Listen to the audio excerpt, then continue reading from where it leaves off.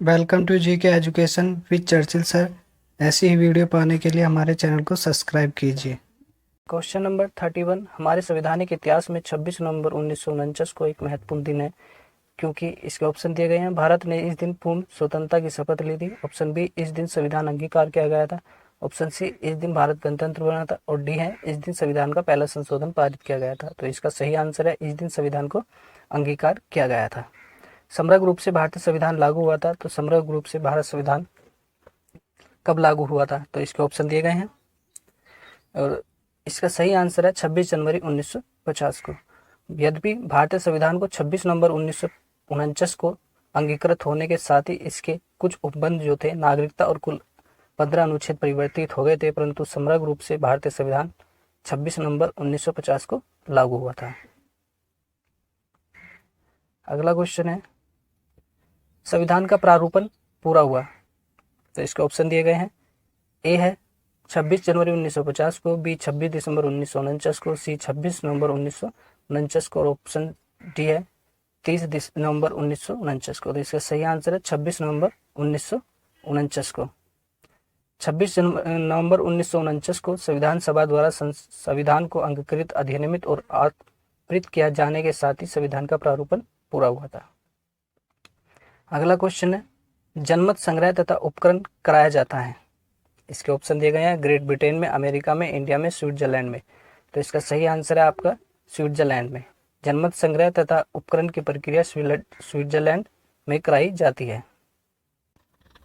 अगला क्वेश्चन है, भारत में वैध प्रभुसत्ता निहित है, वो किस में निहित है? ऑप्शन दिए गए, राष्ट्रपति में, न्यायपालिका में, मंत्रिमंडल में या संविधान में। तो इसका सही आंसर है आपका संविधान में। भारत में वैध प्रभुसत्ता भारत के लोगों एवं भारतीय संविधान में निहित है, जैसा कि संविधान की प्रस्तावना में स्पष्ट किया गया। अगला क्वेश्चन है, यूएसए में राष्ट्रपति द्वारा की सभी नियुक्तियां तथा उसके द्वारा हस्ताक्षरित सभी संधियों का अनुसमर्थन वहां की सीनेट द्वारा किए जाना चाहिए। इससे निम्नलिखित में से क्या निर्दिष्ट होता है? तो इसके ऑप्शन दिए गए। ऑप्शन है शक्ति पृथक्करण का सिद्धांत, ऑप्शन बी नियंत्रण और संतुलन का सिद्धांत, ऑप्शन सी है विधि की उचित प्रक्रिया और ऑप्शन डी है विधि का नियम। तो इसका सही आंसर है नियंत्रण एवं संतुलन का सिद्धांत। इसके बारे में देख लीजिए।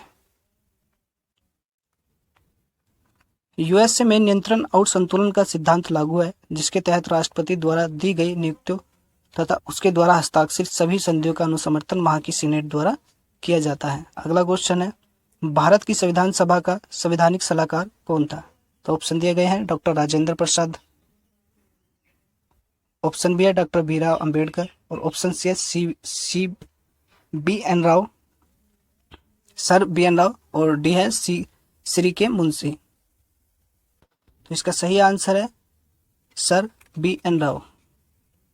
इसके बारे में जान लीजिए। भारत की संविधान सभा के संवैधानिक सलाहकार सर बी एन राव थे। संविधान सभा की प्रथम बैठक 9 दिसंबर 1946 को सच्चिदानंद सिन्हा की अध्यक्षता में हुई थी। 11 दिसंबर 1946 को डॉक्टर राजेंद्र प्रसाद को संविधान सभा का स्थायी अध्यक्ष तथा sir C B N Rao को संवैधानिक सलाहकार नियुक्त किया गया था। अगला क्वेश्चन है, शासन की संज्ञा प्रणाली इस अधिनियम के अंतर्गत स्थापित की गई है। किस अधिनियम के अंतर्गत स्थापित किया? तो ऑप्शन दिए गए। Government of India act 1919, government of India act 1935 या गवर्नमेंट इंडियन काउंसिलिंग एक्ट 1909 या गवर्नमेंट ऑफ इंडिया एक्ट 1858। तो इसका सही आंसर है option B, government of India act 1935। Bharat में ब्रिटिश शासन के अंतर्गत संज्ञा प्रणाली गवर्नमेंट ऑफ इंडिया एक्ट 1935 के अंतर्गत स्थापित की गई थी। इस एक्ट के द्वारा अखिल भारतीय संघ का प्रस्ताव किया गया, परंतु देशी रियासतों के संघ में शामिल न होने के कारण यह प्रस्ताव मूर्त रूप न ले सका। परिणाम स्वरूप संघ एवं राज्यों के मध्य शक्ति का विभाजन किया गया। अगला क्वेश्चन है, भारत की संविधान सभा गठित करने का आधार क्या था? तो ऑप्शन दिए गए। ऑप्शन ए है भारतीय राष्ट्रीय कांग्रेस, ये मिसप्रिंट हो गया है।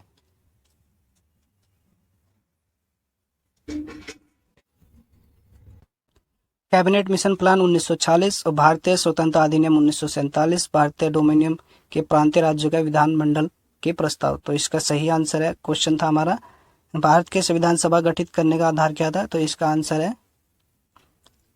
Option B cabinet mission 1946। तो इसके बारे में जान लीजिए। भारत की संविधान सभा कैबिनेट मिशन प्लान 1946 के आधार पर गठित की गई थी। इसके तहत संविधान सभा में प्रत्येक प्रांत द्वारा भेजे जाने वाले सदस्यों की संख्या का निर्धारण प्रांत की जनसंख्या के आधार पर किया गया था तथा प्रत्येक 10 लाख जनसंख्या पर एक सदस्य का निर्वाचित किया गया था। जुलाई 1946 में संविधान सभा का चुनाव हुआ था तथा 9 दिसंबर 1946 को प्रथम बैठक हुई थी। अगला क्वेश्चन है, भारतीय संविधान सभा की संघीय शक्ति समिति के अध्यक्ष कौन थे?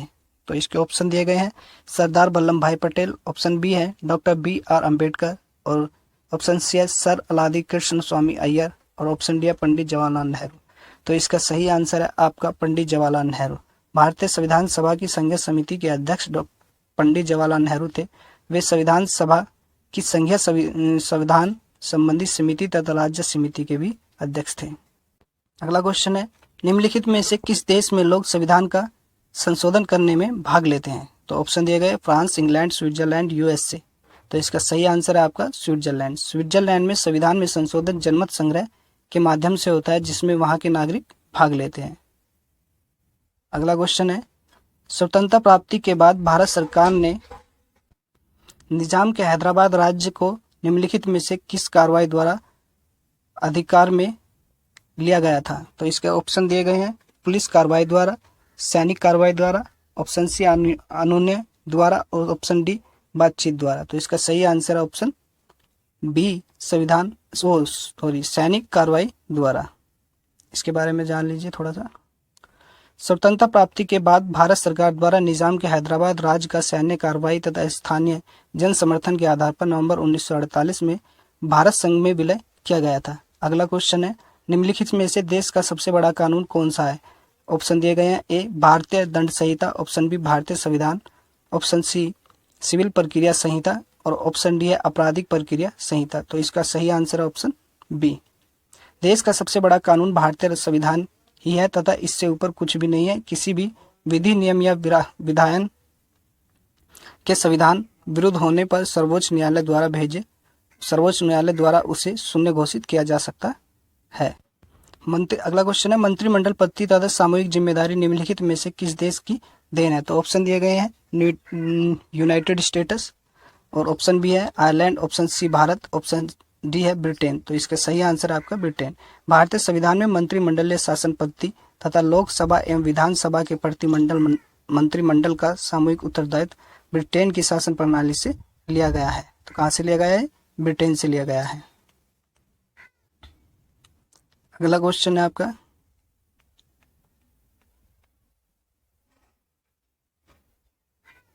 भारत का संविधान अपना प्राधिकार किसमें प्राप्त करता है? ऑप्शन ए है भारतीय स्वतंत्रता अधिनियम 1947, समाज के सभी वर्गों के लोगों के द्वारा प्रतिनिधि संविधान सभा, भारत की जनता, और राष्ट्रपति और सर्वोच्च न्यायालय। तो इसका सही आंसर है आपका भारतीय संविधान अपना प्राधिकार भारतीय संविधान की प्रस्तावना में कहा गया है कि हम भारत के लोग, अतः इससे स्पष्ट है कि भारत की जनता के द्वारा प्राप्त होता है। अगला क्वेश्चन है, संघीय प्रकार के शासन एक गंभीर दोष है। वो किस तरीके का गंभीर दोष है? पृथककृत का खतरा हो सकता है, या सत्तावादी शासन आ सकता है, या स्थानीय हितों की उपेक्षा हो सकता है, या अकुशल प्रशासन हो सकता है। तो इसका ऑप्शन ए सही है, पृथककृत का खतरा बना रहता है। में अधिकांश सत्य केंद्रीकृत होने के कारण इसमें सुदृढ़ता तो बनी रहती है, पर स्थानीय हितों की उपेक्षा का आरोप रहता है, परंतु इस संघीय शासन में शक्तियों का केंद्र एवं राज्यों के मध्य बंटवारा होता है, जिसमें पृथककृत का खतरा बना रहता है। पृथककृत मतलब अलग होने का खतरा बना रहता है। इसके विपरीत एकात्म शासन प्रणाली है। अगला क्वेश्चन है, सरकार की निम्न प्रणाली में से किसमें द्विशासन पद्धति एक अनिवार्य लक्षण है? ऑप्शन दिए गए हैं ए संसदीय प्रणाली, बी राष्ट्रपति प्रणाली, सी संघीय प्रणाली, और डी एकात्मक प्रणाली। तो इसका सही आंसर है आपका सी संघीय प्रणाली। संघीय प्रणाली में केंद्रीय विधायिका 2 सदन वाली होती है। यह निम्न सदन में जनता का प्रतिनिधित्व होता है, जबकि उच्च सदन में प्रांतों के प्रतिनिधित्व होते हैं, इसलिए इसे संघीय शासन प्रणाली भी कहते हैं। अगला क्वेश्चन है, निम्न में से कौन सा संशोधन अधिनियम मिनी संविधान माना जाता है? ऑप्शन ए 7वां संविधान संशोधन अधिनियम 1956 नहीं माना जाता। अगला है ऑप्शन इसमें 42वां संविधान संशोधन अधिनियम 1946 को मिनी संविधान संशोधन अधिनियम माना जाता है। इस संविधान संशोधन के तहत प्रस्तावना के साथ साथ संविधान में कई अनुच्छेदों में संशोधन किया गया था। अगला क्वेश्चन है भारत को एक गणराज्य मुख्य रूप से किस इसलिए माना जाता है क्योंकि ऑप्शन दिए गए हैं राज्यसभा अध्यक्ष का चुनाव होता है, बी उसे 15 अगस्त 1947 को स्वतंत्रता मिली थी, ऑप्शन सी है उसका अपना लिखित संविधान है, ऑप्शन डी उसकी सरकार संसदीय प्रणाली के अनुसार है। तो इसका सही आंसर है राज्य अध्यक्ष का चुनाव होता है गणराज्य में। भारत एक गणराज्य इसलिए माना जाता है इसके यहाँ राज्य अध्यक्ष का चुनाव होता है। भारत में राज्य अध्यक्ष का पद वंशानुगत नहीं होता बल्कि यह जनता द्वारा चुने गए जनप्रतिनिधियों द्वारा एक निश्चित अवधि के लिए चुना जाता है। अगला क्वेश्चन है भारतीय गणराज्य में वास्तविक कार्यकारी प्राधिकार निम्नलिखित में से किसके पास होता है? तो इसका उत्तर है आपका संविधान के अनुच्छेद 53A के अनुसार संघ की कार्यपालिका शक्ति राष्ट्रपति में निहित होती है। भारत में राष्ट्रपति कार्यपालिका का संवैधानिक तथा औपचारिक प्रमुख होता है परंतु वास्तविक कार्यकारी प्राधिकारी प्रधानमंत्री सहित मंत्री परिषद को प्राप्त रहता है। अनुच्छेद 74A के अनुसार राष्ट्रपति अपनी शक्तियों का प्रयोग मंत्री परिषद की सलाह से करेगा। तो इसका ऑप्शन था प्रधानमंत्री। अगला क्वेश्चन है भारतीय संविधान की प्रारूपण समिति के अध्यक्ष कौन है? तो इसका ऑप्शन है doctor BR Ambedkar, option B Pandit Jawaharlal Nehru, option C doctor Rajendra Prasad, option D JB Kripalani. तो इसका सही आंसर है आपका option A doctor Rajendra Prasad. भारतीय संविधान की प्रारूपण समिति के अध्यक्ष डॉक्टर BR अम्बेडकर थे। इस संविधान समिति का गठन 19 अगस्त 1947 को किया गया था जिसमें कुल 7 सदस्य थे। इस समिति के द्वारा ही संविधान के प्रारूप को अंतिम रूप से तैयार कर 21 फरवरी 1948 को संविधान सभा के समक्ष पेश किया गया था। अगला क्वेश्चन है निम्न में से किसे संसद जननी कहा जाता है? क्वेश्चन है ए जर्मनी की संसद, ऑप्शन बी अमेरिका की संसद, ऑप्शन सी फ्रांस की संसद, ऑप्शन डी ब्रिटेन की संसद। तो इसका सही आंसर है ब्रिटेन की संसद को संसद जननी कहा जाता है तथा विश्व में संसदीय व्यवस्था वाले देशों की प्रेरणा स्रोत ब्रिटेन की संसद ही है। यह एक प्रकार की लोकतंत्रात्मक राजनीतिक व्यवस्था है जहाँ सर्वोच्च शक्ति जनता द्वारा चुने गए जनप्रतिनिधियों के निकाय अर्थात संसद में निहित होती है।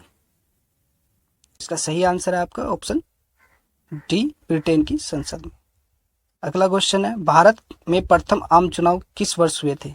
1947 से 48 में या 1948 से 49 में या 1950 से 51 में या 1951 से 52 में। तो इसका सही आंसर है ऑप्शन डी यानी कि 1951 से 1952 में।